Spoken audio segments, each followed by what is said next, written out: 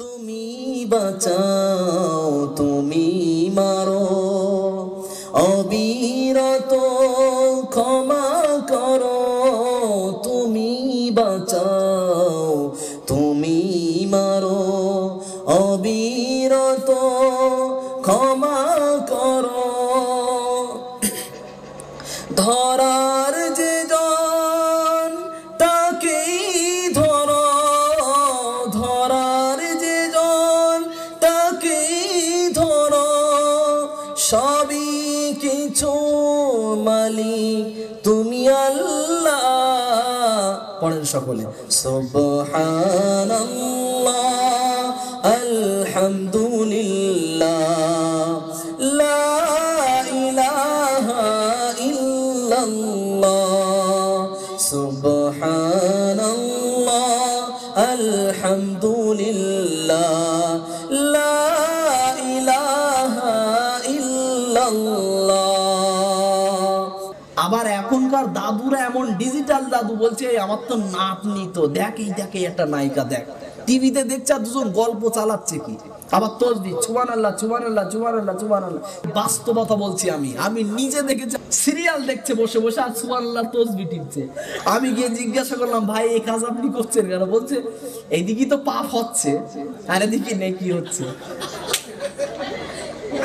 মানুষের এই যে পদ্ধতি বলছে এক্ষুনি যদি মরে যায় তাহলে আমি সোজা জান্নাত। আমি বললাম কেন? বলছে টিভি দেখতে দেখতে মরে গেলে জান্নাতি হয়ে যাবো না? আর এই সুবহানাল্লাহ করতে করতে মরে গেলে তার ফেরেশতায় একেবারে মুশকিলে পড়ে যাবে, জান্নাতে নেবো না জাহান্নামে নেবো।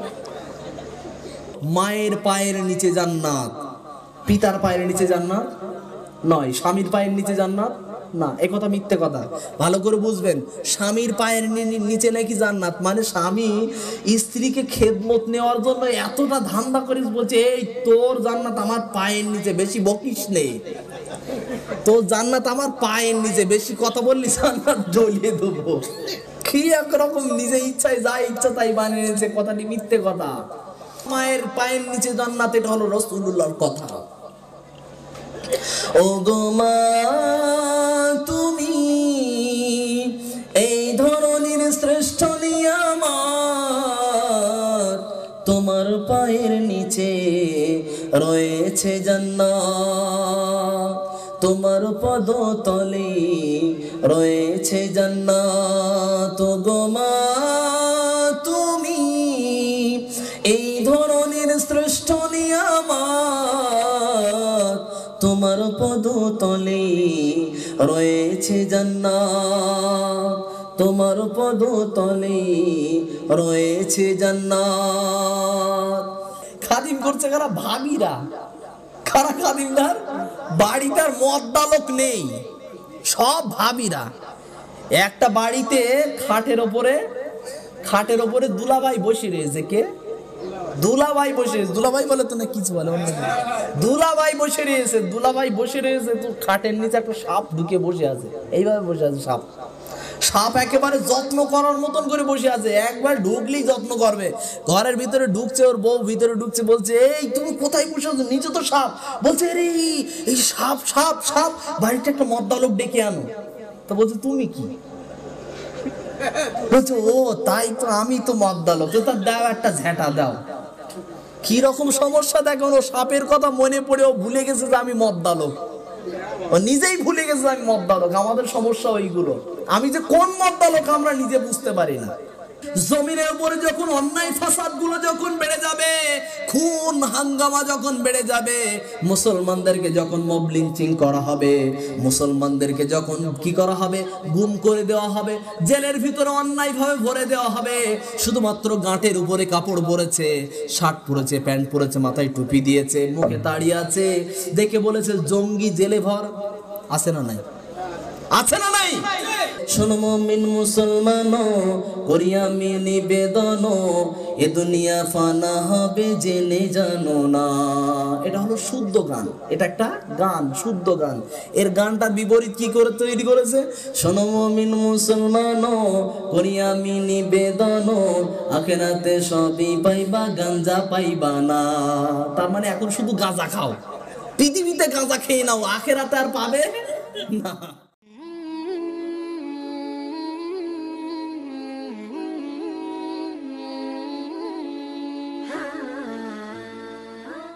আচ্ছা, আলোচনা আপনারা বলেন তো কতক্ষণ চলবে?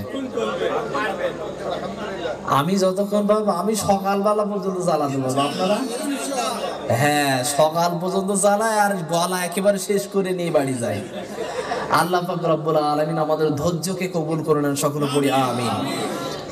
মহান আল্লাহ পাক রব্বুল আলামিন তিনি বললেন, বিসমিল্লাহির রহমানির রহিম, ইযা যুলজিলাতিল আরদু জিলজালাহা। সূরাতুজ জিলজাল, পারা নাম্বার 30, সূরা নাম্বার 99, রুকু নাম্বার 1, আয়াত নাম্বার 1। আল্লাহ পাক রব্বুল আলামিন বলেন, যখন মাটিটা কম্পন সৃষ্টি হবে, এই কম্পনের ফলে জমিন কি করবে? ওয়া আখরাজাতিল আরদু আথকালাহা, জমিনের ভিতরে যা কিছু থাকবে সেগুলোকে উপরে উঠিয়ে দেবে। এখন বলেন তো, আমরা দেখি সাধারণত ভূমিকম্প হলে কি হয়? ধস নামে না উপরে ওঠে? কি হয়? সবগুলো কি হয়? ভিতরে ঢুকে যায় না? কিন্তু পবিত্র কোরআন কি বলছে? নিচে ঢুকবে না, কি হবে? উপরে উঠবে। এখন আল্লাহ পাক রব্বুল আলামিন সেটা কখন করবেন? দেখেন, ভূমিকম্প হলো দুই প্রকার। এক হলো সাধারণ ভূমিকম্প, যেটা বাস্তবতা এখন আমরা দেখতে পাচ্ছি। দুই নাম্বার হলো মহাভূমিকম্প। এই মহাভূমিকম্প কবে হবে? সেটা হবে কিয়ামতের পূর্বে, যখন ইসরাফিল আলাইহিস সালাতু ওয়াস সালাম তিনি যখন সিংহায় ফুৎকার দেবেন। এই প্রথম ফুৎকারের মাধ্যমে পৃথিবী ভূমিকম্প সৃষ্টি হবে। এই কম্পনে সারা পৃথিবী কম্পিত হবে এবং একটা আওয়াজ আসবে, সেই আওয়াজে প্রত্যেকটা মানুষ কি হবে? ধ্বংসপ্রাপ্ত হবে। সব মানুষ দৌড়াতে থাকবে, প্রাণপণ দৌড়াবে। এই সাধারণ ভূমিকম্প কখন আসে? আল্লাহ পাকের কথা অনুযায়ী পৃথিবীতে সাধারণ ভূমিকম্প তখন আসে, যহারাল ফাসাদু ফিল বাররি ওয়াল বাহরি বিমা কাসাবাত আইদিন নাস। যা ঘটার তা ঘটেই যাবে, তাকে তো ফিরানো যাবে না। গজব আমাদের হাতের কামাই, মহামারী আমাদের পাওনা। আল্লাহ পাক রব্বুল আলামিন তিনি বললেন, যহারাল ফাসাদ, পৃথিবীর ভিতরে যত রকম ভূমিকম্প আসবে, ফিল বাররি ওয়াল বাহরি, সমুদ্র থেকে এবং জমিনে, জলে এবং স্থলে, সব জায়গাতে যে সমস্ত বিপদ বালা মুসিবত যা কুচি আসুক না কেন, আইলা আসবে, আমফান আসবে, সবগুলো আসার কারণ একটাই, সেটা হলো বিমা কাসাবাত আইদিন নাস। সূরাতুর রুম, পারা নাম্বার 21, সূরা নাম্বার 30, রুকু নাম্বার 5, আয়াত নাম্বার 41। আল্লাহ পাক রব্বুল আলামিন তিনি বললেন, মানুষের নিজস্ব হাতের কামাই। এই যে আমফান ঝড় এলো, আপনি বললেন প্রাকৃতিক দুর্যোগ, এটা হলো প্রাকৃতিক সিস্টেমে হয়েছে। আপনি বলবেন যে ভূমিকম্পগুলো হয়েছে 2016 সালে যেটা হয়েছে নেপালে হয়েছে, এবং অন্যান্য শহরগুলোতে, অন্যান্য দেশগুলোতে আরো অন্যান্য সময়ে ভূমিকম্প হয়েছে। সেই ভূমিকম্পগুলো কিন্তু সাধারণ ভূমিকম্প, এটা মহাভূমিকম্প নয়। আল্লাহ পাক রব্বুল আলামিনের কথা অনুপাতে এই ভূমিকম্পগুলোকে আল্লাহ পাক রব্বুল আলামিন তিনি বললেন, এগুলো সবই হলো মানুষের হাতের কামাই। মানুষের হাতের কামাই কি? আমরা বুঝছি মানুষের হাতের কামাই হলো টাকা আর পয়সা, আর কিচ্ছু না। মানুষের হাতের কামাই কি? টাকা আর পয়সা। দুই নাম্বার হলো হাতের সময়। বলেন না, হাতের সময় নিকো। এই কালকে আমার বিয়ে বাড়ি, তোমার নেমন্তন্ন, তুমি আসবে আমাদের বিয়ে বাড়িতে। বলছে আমার হাতে সময়ই নেই। হাতে সময় থাকবে না কেন? তোমার পায়েতে সময় আছে, পায়ে হেঁটে করে যাবে। আপনি বলবেন যে আমি যেতে পারবো না, আমার সমস্যা আছে, পরিষ্কার বলবেন। হাতে সময় নেই কিসের আবার? তার মানে হাতে কি লাগানো হয়? কি লাগানো হয়? এর জন্যই বলে যে হাতে সময় নেই। রাসূল কারীম সাল্লাল্লাহু আলাইহি ওয়াসাল্লাম তিনি বলেন, পৃথিবীতে সাধারণ ভূমিকম্প আসে, সেটা হলো 4 কারণে। কয় কারণ? 4 রকম কারণে পৃথিবীতে ভূমিকম্প আসে। নাম্বার 1, সেটা হলো ওয়াযালিকা ইযা শারিবুল খুমুর। আল্লাহর রাসূলের কথা হলো, পৃথিবীতে যখন মদ্যপান বেড়ে যাবে। এই সব ভোটগুলো আমার কালেকশন করে দিবি, আজকের পার্টি সব আমার, মুসলমান মদের পার্টি চালায়। ছি ছি ছি ছি, এটা নবীর উম্মত? যে নবীর উম্মত নন আপনি, তাহলে আপনি দাবি করলেন আরে পার্টি করার সময় নবীর উম্মত তুম্মত লাগে না, সব যা চলবে তাই হবে, যেমন চলছে তেমন চলবে। আল্লাহ পাক রব্বুল আলামিনের নবী করিম সাল্লাল্লাহু আলাইহি ওয়াসাল্লাম তিনি বললেন যে মদ পান বেড়ে যাবে। মদ পান কেমন ভাবে বেড়ে যাবে? আপনি বললেন শুধু মদ খাওয়া, ঢক ঢক করে পানি গিলে নিল, এটার নাম কি মদ? আপনি এটা ব্যাখ্যা দিয়েছেন, কিন্তু আমি আরো একটু ব্যাখ্যা নিয়ে এসেছি আপনার কাছে, সেটা হলো বিড়ি খাওয়া মদ, সিগারেট খাওয়া মদ, বাড়ি মারা এটা খাওয়া কি, এটা কি, এটা কি খৈনি, এটা খাওয়াও মদ, জর্দা খাওয়াও মদ, তামাক খাওয়াও মদ। আপনি বলেন ইস এইগুলো খাওয়া মদ হয় নাকি? আপনি কি কথা বলছেন? এগুলো খাওয়া তো মাকরুহ। ফতোয়া খুঁজে আর পাইনি, বলছে মাকরুহ। আচ্ছা, মাকরুহ শব্দ যে আপনি ইউজ করলেন, ব্যবহার করলেন, মাকরুহ শব্দের অর্থ কি বুঝেন? মাকরুহ হলো দুই প্রকার, একটা হলো মাকরুহে তাহরিমি আর একটা হলো মাকরুহে তানজিহি। বুঝতে হবে, মাকরুহে তাহরিমি, মাকরুহে তানজিহি। তানজিহি হলো কি? এটা হলো কি আপনি ছেড়ে দিলে ভালো, না ছাড়লে সমস্যা নেই। দুই নাম্বার মাকরুহে তাহরিমি, আপনাকে ছেড়ে দিতে হবে। তো আমাদের হানাফি থট, যারা হানাফি বিদ্বান, তাদের ভিতরে অনেকেই দেখবেন তামাক খায়, আছে না? খায় কি খায় না? আরে বড় বড় হুজুর চিলির সামনে রাখ, থুতু ফেলতে হবে। তামাক খাবো, জর্দা খাবো, আরে নাম কি আবার? কি ঠাকুরের জর্দা? শিব ঠাকুরের জর্দা, ওই নাকি আবার চলে না, ওই না হলে পান আবার জমে না। হুজুরের ভিতরে আছে এইরকম সমস্যা, সাধারণ মানুষের ভিতরে তো থাকবেই। দুই নাম্বারের দিকে আসি, সেটা হলো ধুলোবালি। ধুলোবালি কি জানেন? গোড়াকুল। আর একটা সংযুক্ত কি আছে? গুল। হুজুরদের ভিতরে আছে না নাই? আছে না নাই? আমি কাউকে দোষারোপ করতে আসি না, আমি বলতে চাই সমস্ত মুসলমানকে লক্ষ্য করে আমি বলতে চাই, যেই কয়টা নাম বললাম এগুলো খেলে শরীরের কোন ভিটামিন তৈরি হয় একটু বলেন তো? হ্যাঁ, ভিটামিন ডি তৈরি হয়, ভিটামিন এ, সি, কি তৈরি হয় একটা বলতে তো হবে। আচ্ছা আমি একটু বলে দেই, যদি কোনো প্যাকেটের, কোনো খাদ্যের বা খাবারের প্যাকেটে উপরে লেখা আছে এটা খেলে ডায়রিয়া হবে, কেউ খাবে বলেন তো? মনে করেন যে লাড্ডু, একটা জারের ভিতরে রাখা আছে লাড্ডু, আর তার গায়ে লাগানো আছে কাগজ দিয়ে, এই লাড্ডু খেলে ডায়রিয়া হবেই হবে, বলেন তো ওই লাড্ডু কেউ কিনবে? তোর লাড্ডু তুই খা, লাথি মার, খেলা কর, সমস্যা নেই, আমিও কোনোদিন হাতও দেবো না, কিনবো না, বেকার বেকার টাকাটা খরচ করবো কেন? মুসলমান আমি বোঝাতে চাচ্ছি এটাই, বিড়ির গায়ে কিন্তু ওটাই লেখা আছে, তামাকের গায়ে ওটাই লেখা আছে। কি লেখা আছে? খেলেই ক্যান্সার হবে। খেলে কি হবে? ক্যান্সার হবে। আপনি খাচ্ছেন কেন? ডায়রিয়া তো সামান্য ব্যাপার, ডায়রিয়াতে কিন্তু মৃত্যু হয় না বেশিরভাগ। ক্যান্সারে কি হয়? পরিণতি, মৃত্যু হয়। ডায়রিয়া তো সবার মৃত্যু হয় না। কি সমস্যার মুসলমান, এত বোকা মুসলমান, এরা এপ্রিল ফুল তো এদের পালন করা লাগবে, এরা এমনিই বোকা। লেখা আছে কজেস ক্যান্সার, ক্ষতিকারক, হানিকারক লেখা আছে, তারপরেও খাবো। বিড়ি রান্না করে করে খাও, সিগারেট সব রান্না করে খাও।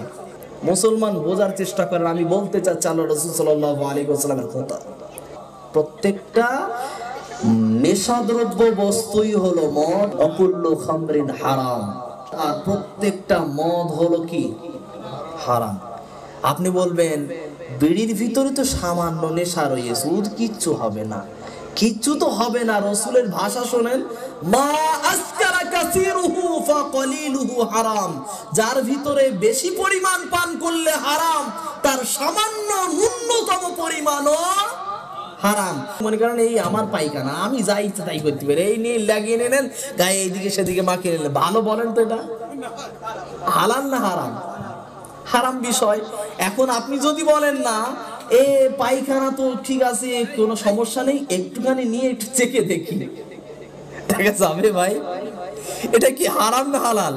পায়খানা বেশিটাও খারাপ, কমটাও খারাপ, বেশিটাও হারাম, কমটাও হারাম। আমি আপনাকে বোঝাতে চেয়েছি যেটা হারাম, নেশাদার দ্রব্য বস্তু যেটা হারাম, ঠিক পায়খানার নেই।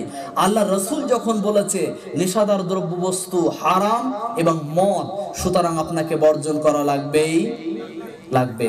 আজ থেকে তওবা করেন, কারণ কাল ফজর পর্যন্ত যে আপনার জীবন যাপন থাকবে, আপনি জীবনে বেঁচে থাকবেন এর গ্যারান্টি আছে? আছে কি? আল্লাহ পাক রব্বুল আলামিন তিনি বললেন, ইযা যুলজিলাতিল আরদু জিলজালাহা, পৃথিবীতে যখন কম্পন সৃষ্টি হবে, ওই কম্পন সৃষ্টি হওয়ার কারণ হলো চারটি। কয়টি বললাম?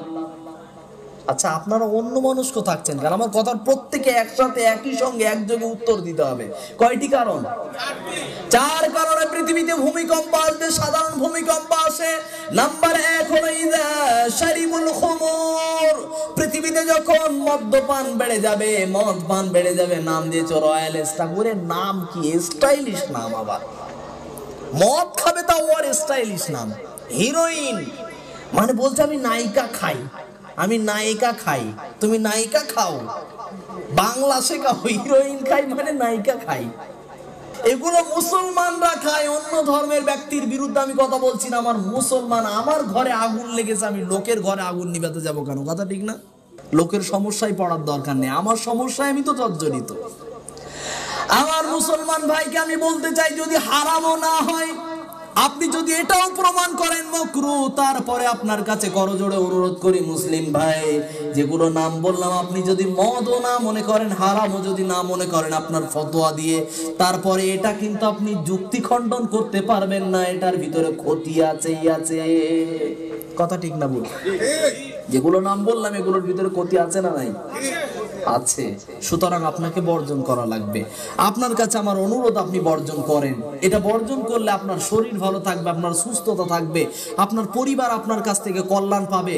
কারণ এর ভিতরে কি আছে জানেন? অপচয় আছে, অপচয় আছে। দিন 5 টাকা করে ধরেন তো, সপ্তাহে 5 সাথে 35, মাসে ধরেন, বছরে ধরেন, 6 বছর ধরেন, 10 বছর ধরেন, এবার হিসেব করেন তো কত হয়ে যাবে?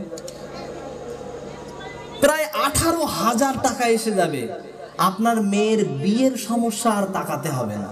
ভান্ডারে প্রতিদিন মনে করেন যে আমি নেশাই করবো না, 5 টাকা করে ভান্ডারে জমা, 20 বছর 30 বছর পরে হজের টাকা হয়ে যাবে, উমরা হজের টাকা হয়ে যাবে। নেশা করলাম না, উমরা হজের টাকা। কত সুন্দর সিদ্ধান্ত। হস্ত করতে পারবেন না, 3 লাখ 4 লাখ খরচ লাগতে পারে, অন্তত উমরা তো করে আসেন, বেরিয়ে তো আসেন। রাসূলুল্লাহর মদিনাতুল মুনাওয়ারা, সেই শহর যে সৌন্দর্য মণ্ডিত শহর, সেটা অন্তত দর্শন তো করে আসেন। 2 নাম্বার হলো কাবা শরীফকে অন্তত কি করেন? প্রদক্ষিণ করে আসেন, সেটা থেকে তোয়াফ করে আসেন। মনটা তৃপ্তি পাবে, ইসলামের জন্য মনটা কাঁদবে। আপনার তো ওই চিন্তা ভাবনা নাই, শুধু খাবো আর খাবো। খাওয়াটা যে কি খাচ্ছি ওটা ভাবনা চিন্তা নাই, বিষ খাচ্ছি না ভালো খাচ্ছি।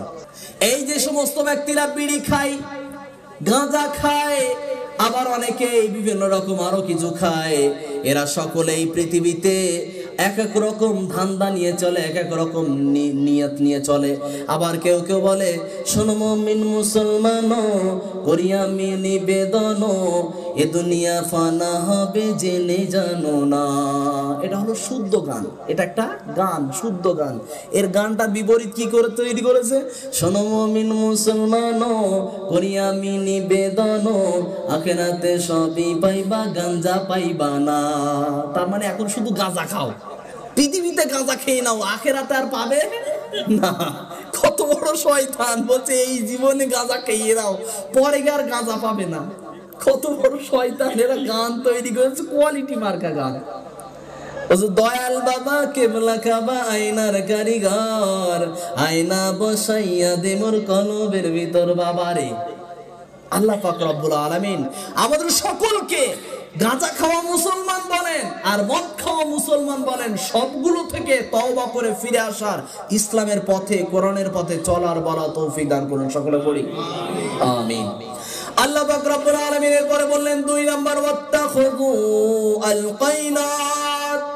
2 নাম্বার হলো অশ্লীল নাচ গান বেড়ে যাবে, বিভিন্ন রকম অনুষ্ঠান হবে, সেখানে কি হবে? গান দেওয়া হবে। তার মানে রক্তদান শিবির হবে, কালকের ডান্স হাঙ্গামা আছে না নাই? ফুটবল খেলা হবে, বিনোদন হবে, কালকের ডান্স হাঙ্গামা, সন্ধ্যেবেলা ডান্স হাঙ্গামা হবে। এই সমস্ত কাজগুলো করেছে মুসলমানের এলাকায়, আছে না নাই?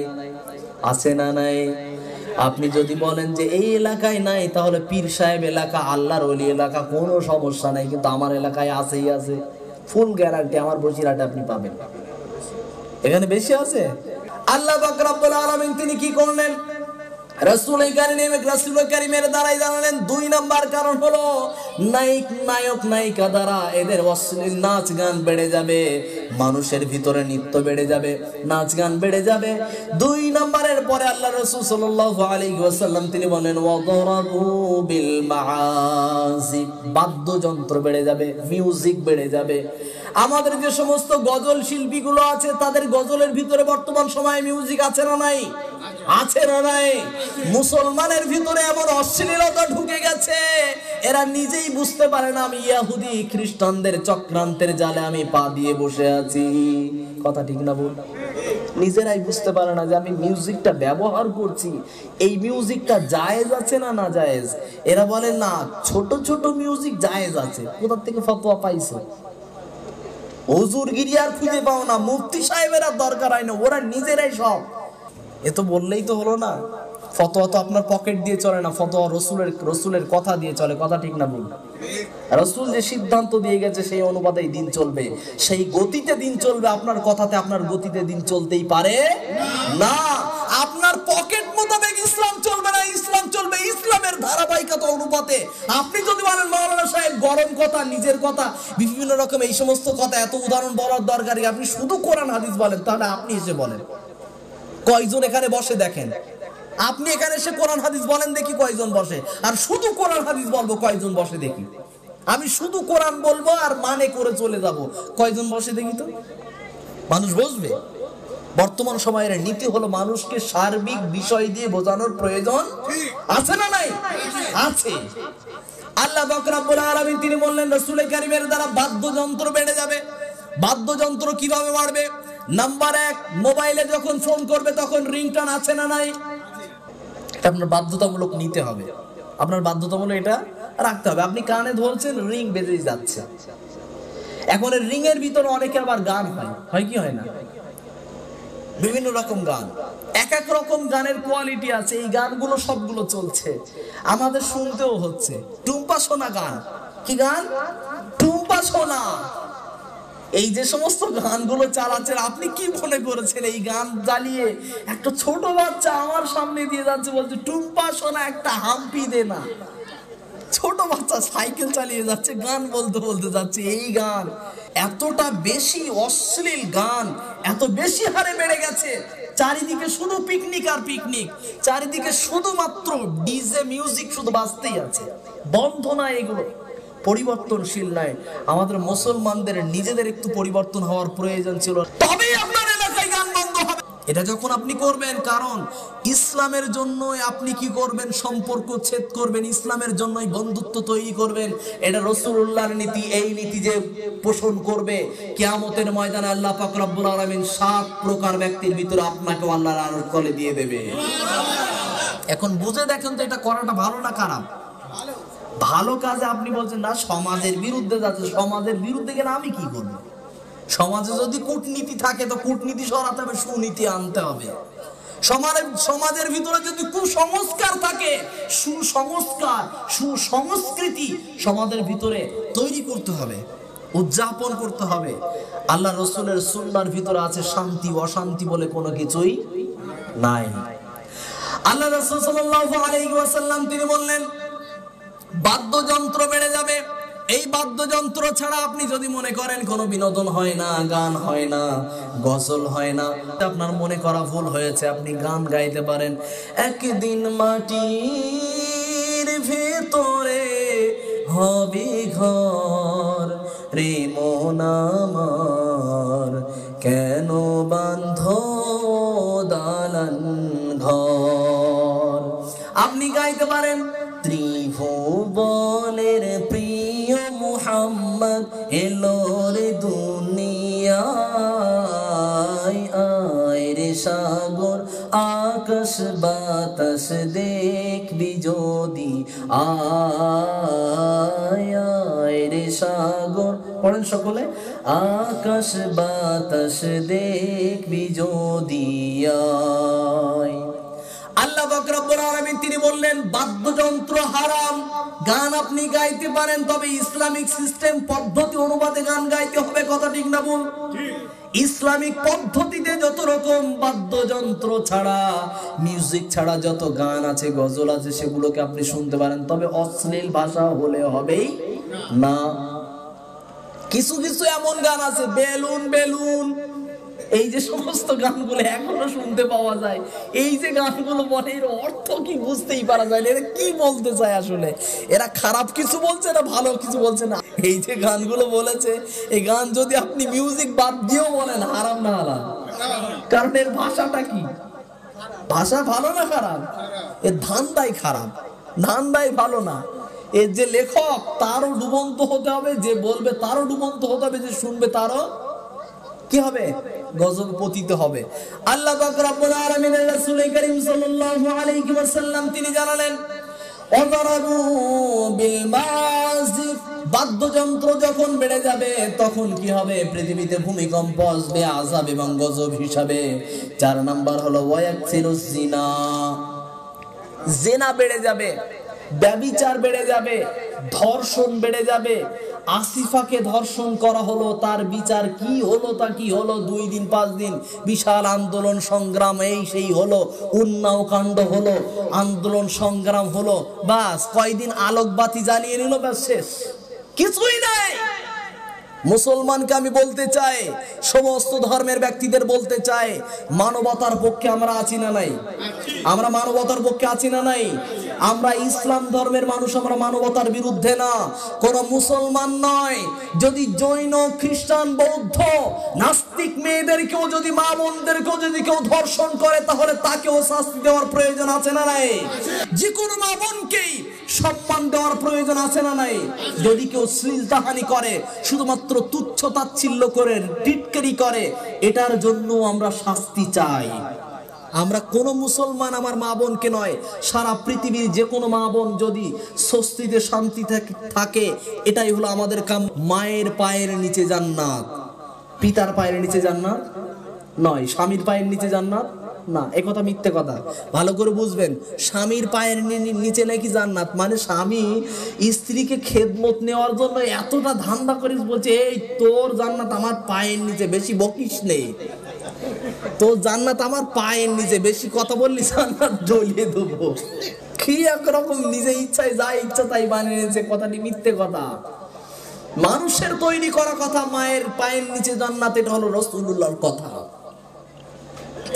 ও গো মা তুমি এই ধরনের শ্রেষ্ঠ নিয়ামত, তোমার পায়ের নিচে রয়েছে জান্নাত, তোমার পদতলে রয়েছে জান্নাত। ও গো মা তুমি এই ধরনের শ্রেষ্ঠ নিয়ামত, তোমার পদতলে রয়েছে জান্নাত, তোমার পদতলে রয়েছে জান্নাত। আল্লাহ পাক রব্বুল আলামিনের নবী করিম সাল্লাল্লাহু আলাইহি ওয়াসাল্লাম তিনি জানালেন ওয়ায়াকসিনুজ জিনা, জিনা ব্যভিচার যখন বেড়ে যাবে, তখন পৃথিবীতে সাধারণ ভূমিকম্প হিসাবে, আযাব গজব হিসাবে মানুষের কাছে বাড়ানো হবে। আপনি বললেন এই সমস্ত বিষয়গুলো প্রাকৃতিক দুর্যোগ, আপনার মনে হলো প্রাকৃতিক দুর্যোগ, এই প্রাকৃতিক দুর্যোগ সিস্টেমের পদ্ধতিটা আছে কার হাতে? কার হাতে? আল্লাহর নামটা একটু জোরে বলা যাবে না? কার হাতে? আল্লাহ পাক রব্বুল আলামিন তিনি সূরাতুল মুলকের ভিতরে পারা নাম্বার 29, সূরা নাম্বার 67, রুকু নাম্বার 1, আয়াত নাম্বার 1, তাবারাকাল্লাযী বিয়াদিহিল মুলক, আমি আল্লাহ পাক রব্বুল আলামিনের হাতে 7 জমিন 7 আকাশ সব কিছু আমার হাতের মুঠোর ভিতরে আছে। আল্লাহু আকবার বলা যাবে না? একটু জোরে বলা যাবে না? আল্লাহু আকবার। আল্লাহ পাক রব্বুল আলামিন তিনি এত বড় মহান, আল্লাহু আলা কুল্লি শাইইন কাদির। মৃত্যু দেওয়ার মালিক কে? আল্লাহ। জীবন দেওয়ার মালিক কে? আল্লাহ। পৃথিবীতে জন্মগ্রহণ করানোর মালিক আল্লাহ, আবার মৃত্যু গ্রহণ করানোর মালিকও আল্লাহ। তুমি বাঁচাও তুমি মারো, অবিরত ক্ষমা করো। তুমি বাঁচাও তুমি মারো, অবিরত ক্ষমা করো। ধরার যে জন তাকেই ধরো, ধরার যে জন তাকেই ধরো। সবই কিছু মালিক তুমি আল্লাহ। পড়েন সকলে, সুবহানাল্লাহ আলহামদুলিল্লাহ লা ইলাহা ইল্লাল্লাহ, সুবহানাল্লাহ আলহামদুলিল্লাহ লা ইলাহা ইল্লাল্লাহ। আল্লাহ পাক রব্বুল আলামিন তিনি বললেন, পৃথিবীতে যখন জিনা বেড়ে যাবে, ব্যভিচার বেড়ে যাবে, তখন ভূমিকম্প হিসাবে, গজব হিসাবে পাঠানো হবে। আমার নবী যখন এই কথা বললেন, আপনি মনে করলেন শুধু ধর্ষণ করার নামই হলো কি জিনা। আপনি মনে করলেন শুধুমাত্র একে অপরের সমকামিতা, ছেলে ছেলে তারা মিলন করবে, ছেলে ছেলে বিয়ে করবে। এটা এখন বর্তমান স্বাধীন ভারতের আইন আছে না নাই? এই জঘন্য আইন ভারতের আইন এখন, আপনার জানা না থাকলেও এইটাই আইন বর্তমানে আছে। মেয়ে মেয়ে বিয়ে করতে পারবে, ছেলে ছেলে বিয়ে করতে পারবে। এরা যে কি কাণ্ড করবে, কি যে করবে, এদের কোথা থেকে যে বাচ্চা আসবে আল্লাহই ভালো জানে। এরা ছেলে ছেলে বিয়ে করবে, কি এক রুচ বলে তো কিছু থাকে। গরু ছাগলেরও এই রূপ রুচ আছে কি? গরু ছাগল কুকুরেরও এই রুচ নাই, আর মানুষের ওই রুচ এসেছে। শয়তান বলছে, আরে এই রকম ধান্দা তো আমার বেরিয়ে আসেনি তো একবার। মেয়ে মেয়ে বিয়ে করবে, এই ধান্দা তো আমার আসেনি। এদের এলো কোথার থেকে? ছেলে ছেলে বিয়ে করবে, যাবে কোন জায়গায়? আসলে যদি বাসর ঘর হয়, এরা যদি বলে আমি বাসর করব, তো হবেটা কি এদের? কিছু তো বোঝার দরকার আছে। আপনি বলেন না, এরকম কথা বলার দরকার নেই, বলার প্রয়োজন আছে। প্রয়োজন আছে বলেই বইকে বলছি, এটাও ধর্ষণ, এটাও জিনা, এটাও অন্যায়, এটাও অশ্লীল কাজ, এটাও অশ্রাব্য কাজ, এটাও অন্যায় কাজ। এই আচরণ, এই সিস্টেম, এই পদ্ধতি, অশ্লীল নীতি, এটা হলো লূত আলাইহিস সালাতু ওয়াস সালামের নীতি। কোন নবীর যুগে ছিল? নবী লূত নবীর যুগে এই রকম সিস্টেম পদ্ধতি হয়েছিল। যারা কি করেছিল? ছেলে ছেলে বিয়ে করত, মেয়ে মেয়ে বিয়ে করত। এর কারণেই তাদেরকে উল্টে দেওয়া হয়েছিল, দেশ শুদ্ধ তাদেরকে উল্টে দেওয়া হয়েছিল। সেই জায়গার নাম আজও পর্যন্ত ডেড সি নামে পরিচিত। কি নাম? মৃত সাগর নামে পরিচিত। আজ মানুষ এখন প্রমাণিত করেছে সেখানে একটি শহর ছিল, পানির নিচে মানুষ প্রমাণ করেছে। আপনাকে বুঝে নিতে হবে, আল্লাহ পাক রব্বুল আলামিনের শাস্তি সহজ শাস্তি নয়। আল্লাহ পাকের মহান শাস্তি, কঠিন শাস্তি আপনাকে মেনে নেওয়া লাগবে। জিনা, জিনা ব্যভিচার বেড়ে যাবে। আপনি এবার এই সাইডগুলো বাদ দেন। মিলন করার বিষয়টা আপনি এটা বাদই দিয়ে দেন। লিঙ্গের বিষয়টা একে অপরের সঙ্গে আপনি পুরোটাই বাদ দিয়ে দেন। এখন আপনার কাছে প্রশ্ন হলো এটাই, আপনার রুচবোধ যখন ওই জায়গায় দাঁড়িয়ে গেছে, জিনা হলো এখন বর্তমান সময়ে অ্যাভেলেবেল হয়ে গেছে। আপনি বলবেন কিভাবে? জি বলছি। স্কুল কলেজগুলোতে যখন প্রবেশ করে, তখন দেখতে পাওয়া যায় কি যায় বলেন তো? জোড়াই জোড়াই একজন ঢুকছে, ছেলে আর একটা ছোট্ট মেয়ে, দুইজন একসঙ্গে হাত ধরাধরি করে যাচ্ছে, যেন কেনা বউ। এমন ভাবে ঢুকছে, বলছে এইটার দিকে কেউ তাকাবি না, এটা আমার বুকিং করা আছে। আমাদের সমাজের ভিতরে এই সমস্ত অশ্লীল কাজগুলো এতটা বেশি বেড়ে গেছে, আমাদের শিক্ষার কমতির কারণে এগুলো সবগুলো বেশি বেড়েছে। আল্লাহ পাক রব্বুল আলামিন তিনি বলছেন, এগুলোই হলো জিনা। আপনি পর পুরুষ অন্য মেয়ের হাত ধরে, অন্য ছেলের হাত ধরে আপনি কলেজ, স্কুল, ইউনিভার্সিটিতে প্রবেশ করবেন, স্পষ্ট হারাম, স্পষ্ট হারাম। এখন অন্য ছেলে বাদ দিয়ে দেন, আপনার খালাতো ভাই, এই ও তো আমার তো ভাই, তো আমার চাচাতো ভাই, ওর সঙ্গে কোনো সমস্যাই নেই। সমস্যা নেই মানে সমস্যা আছে, সমস্যা আছে। সেটা আপনার নিজস্ব রক্তের ভাই না, ওর সঙ্গে আপনার বিয়ে যায় যাচ্ছে, সুতরাং ওটা আপনার জন্য পর পুরুষ, ওটা আপনার জন্য কাছের পুরুষ নয়, ওটা আপনার জন্য হালাল নয়। ওর সঙ্গে কথা আপনি বলতে পারবেন না, শুধুমাত্র সালাম ব্যাস শেষ, তাও কড়া ভাষায়। বলছে ওর বউটার না বিশাল আচরণ খারাপ, একদম নরম ভাবে কথা বলতে পারে না। কেন নরম ভাবে কথা বলতে হবে কেন? তুমি কেডা? তোমার সঙ্গে নরম ভাবে কথা বলতে হবে কেন? তুমি কে?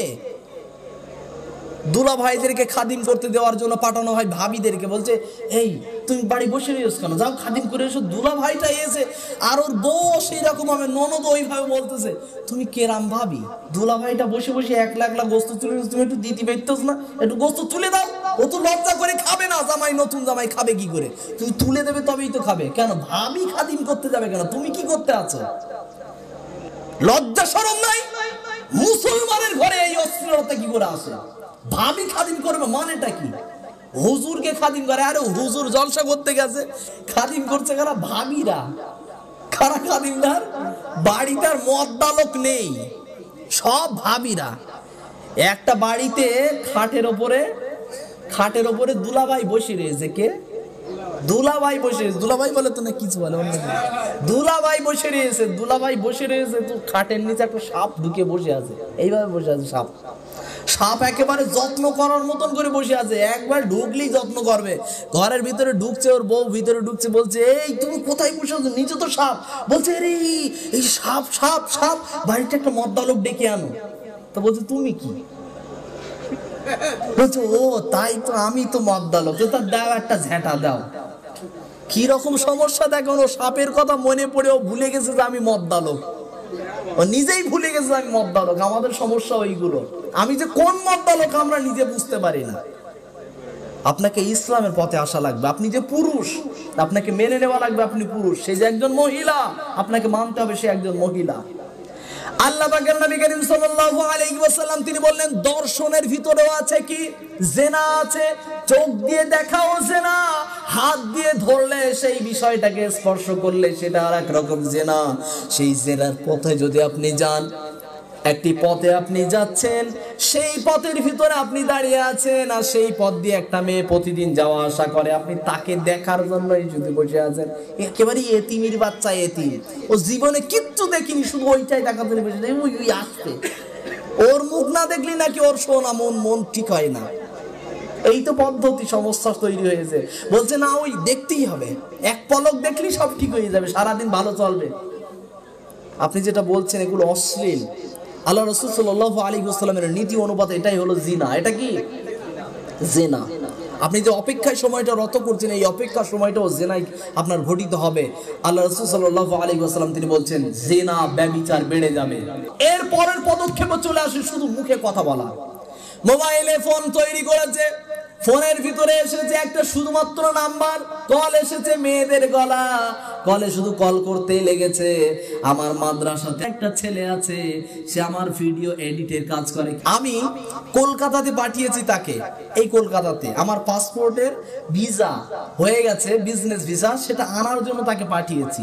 তো আমি তার নাম্বারটা সেই ভাইয়ের কাছে দিয়ে বলে দিয়েছি যে আমার পাসপোর্টটা আনতে যাচ্ছে। তো ওনার কাছে যখন ওই ব্যক্তিটা ফোন করেছে আমার ওই ছেলেটার কাছে, তো পরে গিয়ে আমি ওই ভাইটার কাছে শুনলাম, আমি বললাম যে ভাই যাকে পাঠিয়েছি তার সাথে কথা বললেন? বললো হ্যাঁ, সকালবেলা একটা ভদ্র মহিলার সঙ্গে কথা বলেছি। দেখেন আমার কাছে যে ছেলেটা কাজ করে তার গলাটা তাহলে কিরকম? পুরোটাই মহিলার মতন। এখন এইরকম গলা অনেক সমস্যা হয়েছে রং নাম্বারে, আছে না নাই? আছে না নাই? এখন এই সমস্যাগুলো আপনি করলেন কেন? ঠিক নাম্বারে করেন আর বেঠিক নাম্বারেই করেন, করা যাবে? ঠিক নাম্বারে করেন আর রং নাম্বারেই করেন। স্পষ্ট ভাবে কোন মেয়েদের সঙ্গে কোন ছেলে কথা বলতে পারে না। আপনার যদি কথা বলার প্রয়োজন হয় আপনি বিয়ে করেন, কোনো সমস্যা নেই, শুধু নেকি আর নেকি। আপনার মায়ের সঙ্গে কথা বলেন, শুধু নেকি আর নেকি। নিজের দাদির সঙ্গে কথা বলেন, নেকি আর নেকি। আবার এখনকার দাদুরা এমন ডিজিটাল দাদু, বলছে আমার তো নাতনি, তো দেখ এই দেখে একটা নায়িকা, দেখ টিভিতে দেখছে আর দুজন গল্প চালাচ্ছে কি, আবার তাসবিহ সুবহানাল্লাহ সুবহানাল্লাহ সুবহানাল্লাহ সুবহানাল্লাহ। বাস্তবতা বলছি, আমি নিজে দেখেছি, সিরিয়াল দেখছে বসে বসে আর সুবহানাল্লাহ তাসবিহ টিপছে। আমি গিয়ে জিজ্ঞাসা করলাম, ভাই এই কাজ আপনি করছেন কেন? বলছে এইদিকে তো পাপ হচ্ছে আর এদিকে নেকি হচ্ছে। মানুষের এই যে পদ্ধতি, বলছে এক্ষুনি যদি মরে যায় তাহলে আমি সোজা জান্নাত। আমি বললাম কেন? বলছে টিভি দেখতে দেখতে মরে গেলে জান্নাতি হয়ে যাবো না, আর এই সুবহানাল্লাহ করতে করতে মরে গেলে তার ফেরেশতায় একেবারে মুশকিলে পড়ে যাবে, জান্নাতে নেবো না জাহান্নামে নেবো। রাসূল সাল্লাল্লাহু আলাইহি ওয়াসাল্লাম তিনি কি বললেন? তিনি বললেন যে ওয়ায়াকসিরু জিনা, জিনা ব্যভিচার বেড়ে যাবে। আর আপনি বললেন না, ও সবগুলো প্রাকৃতিক সিস্টেম, প্রাকৃতিক দুর্যোগ। আপনি যে প্রাকৃতিক দুর্যোগ যে বললেন, এর যুক্তি খণ্ডন আছে। আল্লাহ পাক রব্বুল আলামিন তিনি বললেন সূরাতুস সাজদার ভিতরে, আল্লাহ পাক রব্বুল আলামিন বললেন ইউদাব্বিরুল আমরা মিনাস সামাওয়াতি ওয়াল আরদ, জমিন আসমানের সব কিছু পরিচালনার দায়িত্ব কার হাতে? আল্লাহর হাতে। এখন যদি ঝড় হয় বা বৃষ্টি হয়, সেটা কার হাত থেকেই হবে? আল্লাহর দায়িত্ব থেকেই। কারণ মহান পরিচালক, মহাপরিচালক একমাত্র কে? আল্লাহ পাক রব্বুল আলামিন। তিনি বলছেন ঝড় বৃষ্টি যেটাই আসুক না কেন পৃথিবীতে, সব কিছু পাঠানোর মালিক একমাত্র আমি আল্লাহ পাক রব্বুল আলামিন। সুতরাং আবহাওয়াকে গালি দেওয়া যাবে না, যুগকে গালি দেওয়া যাবে না। যে আপনি কথাটা বললেন আল্লাহকে বললেন, এটা আল্লাহকে গালি দেওয়া। সাথে সাথে আপনাকে ইস্তেগফার করতে হবে, তওবা করতে হবে। কথা ঠিক না? এটা রাসূলুল্লাহর বাণী। আপনাকে জানতে হবে, বুঝতে হবে। আপনি তো জানেনই না, বোঝেই না। মুসলমান, এখনকার মুসলমান কি জানেন? মসজিদে ঢোকার সময় বলছে আল্লামা বেইসমিকা আমুতো হইয়া। চলবে? ঠিক বলেছে ভাই। কোরআন পড়ার সময় বলছে আল্লাহুম্মা আফতাহলি আবওয়াব রাহমাতিকা। হবে না? আমি এটা হাসার জন্য বলি না, আসলে আমি বলতে চেয়েছি মুসলমানদের পদ্ধতি এখন সবকিছু শিক্ষা অর্জন করে তারপরে কাজ করা লাগবে। আর আপনি বলেছেন না যুগের সিস্টেমে যা আছে তাই চলবে। এটা রাসূলুল্লাহর মাযহাব নয়, এটা আপনার ব্যক্তিগত মাযহাব। তার জন্য আপনাকে শামিল করলাম লা মাযহাবি, মানে আপনি কোনো মাযহাবই বোঝেন না। আমরা কার মাযহাব মেনে চলি? কথা বলবেন। কার মাযহাব মেনে চলি আমরা? কথা বলেন না। কার মাযহাব মেনে চলি? আমাদের সবথেকে বড় ইমাম কে? সবথেকে বড় ইমাম কে? ইমামে আযম কে? ইমামে মুহাম্মদ রাসূলুল্লাহ। তিনি হলেন সবথেকে বড় ইমাম। সবথেকে বড় আউলিয়া কে? আমার নবী মুহাম্মদ। পৃথিবীর ভিতরে সবথেকে বড় আল্লাহওয়ালা কে? আমার নবী মুহাম্মদ। এখন দ্বীনকে পরিচালনা করেছে আল্লাহ পাক রব্বুল আলামিন, দ্বীন পাঠিয়েছেন। এই দ্বীনকে শিক্ষা দিয়েছেন নবী মুহাম্মদ রাসূলুল্লাহ। তার অনুপাতেই আপনাকে চলতে হবে। এর নাম হলো মাযহাব। চলার পথ, বলার পথকে অনুসরণ করে চলা, এটার নাম মাযহাব। সুতরাং মাযহাব মানা ফরজ। তবে ওই মাযহাব হলো রাসূলুল্লাহর মাযহাব। আমার কথা বোঝাতে পেরেছি আমি? মাযহাব মানা কি বললাম? ফরজ। মাযহাব মানা ফরজ। তবে রাসূলুল্লাহর মাযহাব মানা কি? ফরজ। অন্য কোন মাযহাব মানবই না, আমরা মানতে রাজি নই।